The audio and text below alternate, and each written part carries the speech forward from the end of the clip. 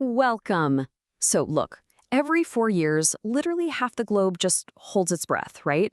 Billions of eyes glued to screens, billions of dollars changing hands, and the whole world goes absolutely football mad. The beautiful game basically hijacks our conversations, our sleep schedules, and definitely our wallets. I mean, entire nations practically shut down for a knockout match. But here's the thing.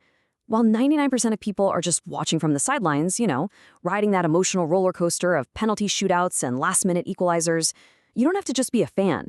You can actually be a founder. Today, we're diving into an explainer of the ultimate tactical playbook, showing you how to go from a passive consumer to an active creator during the world's biggest sporting event. Let's kick things off. $4 billion. Just let that number sink in for a second. That's $4 billion. That is the sheer mind-boggling scale of the opportunity that erupts every single time this tournament kicks off. We're talking about a massive tidal wave of economic activity. Money is just pouring into apparel, food, media, local venues at a rate you won't see with any other event on the planet. Pubs literally run out of beer, jersey supplies vanish globally, and digital engagement hits these absolute astronomical peaks. And honestly, here's the best-kept secret. You don't need to be a pro athlete, and you definitely don't need some massive corporate budget to grab your slice of that $4 billion pie. You just need the right strategy and, well, the guts to step onto the pitch while everyone else is just sitting in the stands. Right now, 99% of people out there are just spending their hard-earned cash during the tournament. They're grabbing those overpriced official tickets, paying insane markups for a lukewarm matchday beer, and dropping huge money on authentic jerseys. They're totally passive consumers. But there's this tiny 1% sliver of incredibly smart entrepreneurs who are quietly making a fortune by serving that other 99%. They see the passion, they see all that spending, and they just position themselves right in the middle of the action. So today, we're going to learn exactly how you can cross the pitch from being in that massive consumer crowd straight into that highly profitable 1%. Okay, here's our tactical whiteboard for today. We're going to run 4 distinct plays. First up, the digital attack. Second, the home turf advantage. Third, we've got the merch counterattack. And finally, play number 4, the long game. Let's break them down. All right, play number 1, the digital attack, otherwise known as faceless attention arbitrage. This right here is the strategy with the absolute lowest barrier to entry. Look, when the tournament starts, the global demand for football content completely blows past the supply. We live in a dual-screen era now, right? The exact second a spectacular goal hits the back of the net, or some controversial red card gets pulled, millions of fans immediately grab their phones. They're scrolling for instant reactions, the drama, the highlights, and you can capture that attention without ever even picking up a camera. Step 1, just use AI tools to generate engaging scripts about upcoming matches or, famous historical rivalries. Step 2, gather up some free stock footage and fair use match stills.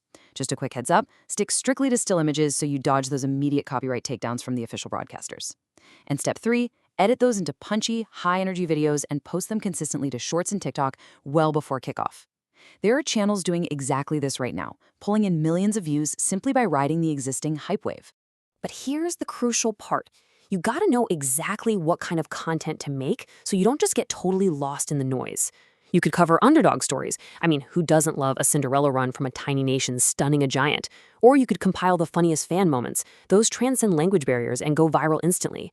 Maybe offer tactical breakdowns for the really hardcore fans, analyzing a manager's mid-game meltdown. Or hey, you could even dive into those wild conspiracy theories about referee drama. The trick is to pick one specific niche and absolutely dominate it.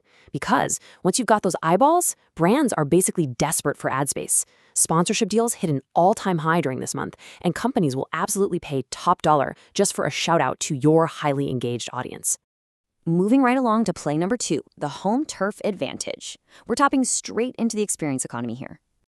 Now, if you're someone who prefers a hands-on local business over running a digital page, hosting premium watch parties is an absolute goldmine.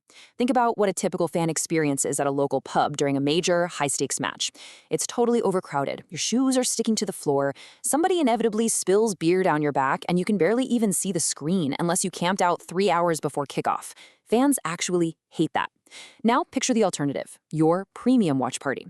Front row VIP seating, massive crystal-clear projectors with totally immersive surround sound, and complimentary high-quality food platters. You are basically giving fans a stadium-like atmosphere right in their local town, solving all their biggest headaches.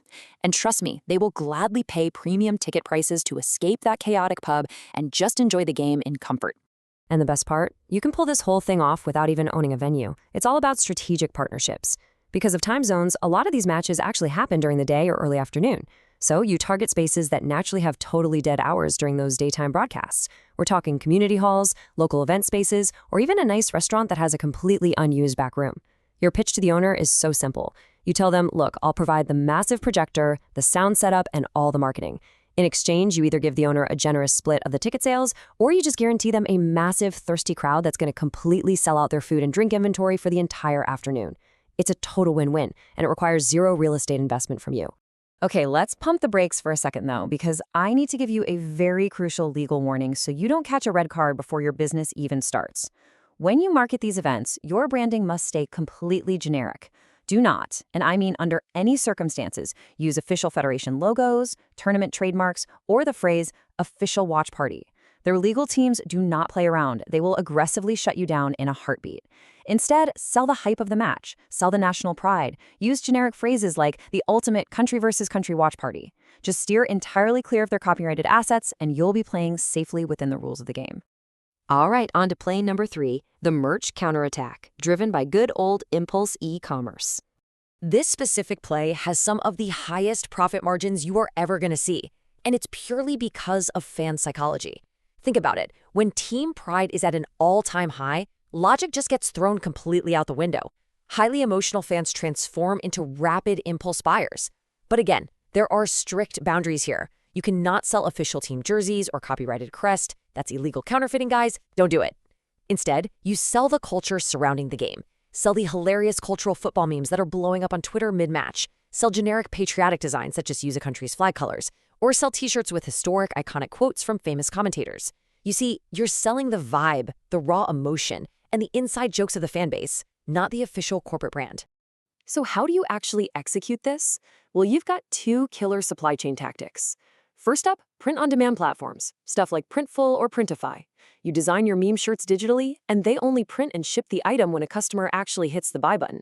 You're carrying zero upfront inventory, which means it's completely risk-free. Or, if you want to get your hands dirty, go old-school wholesale.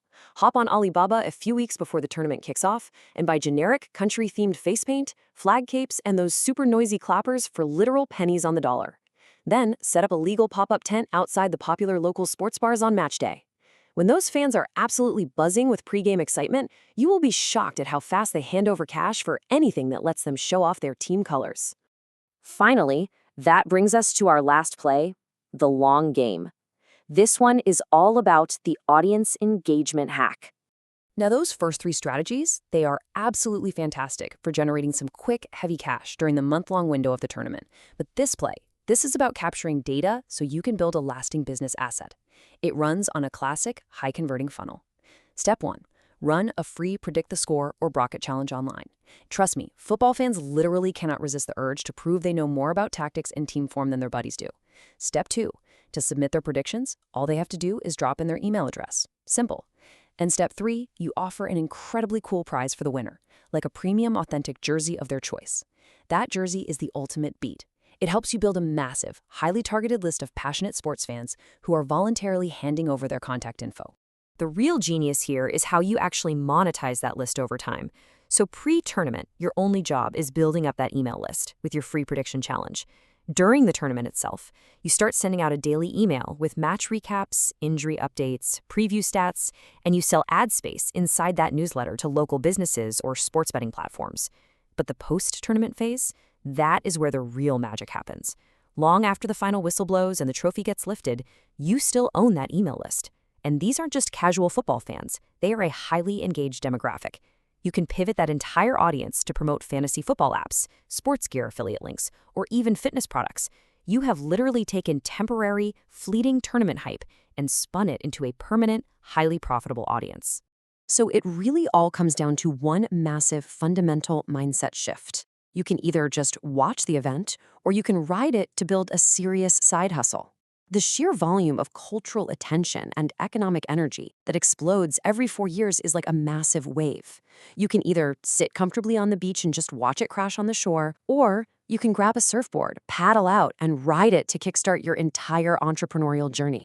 The whistle is about to blow on the world's biggest stage, guys. The only question left is which play are you going to execute? Are you going to launch a faceless digital channel and just capture global attention? Are you going to host a premium local event for your own community? Or are you going to absolutely dominate the impulse merch game? Drop a comment below right now and tell me which of these 4 strategies you are claiming as your own. If you found this tactical breakdown valuable, be sure to engage, stay focused, and I will see you in our next explainer. Now get out there and go get it.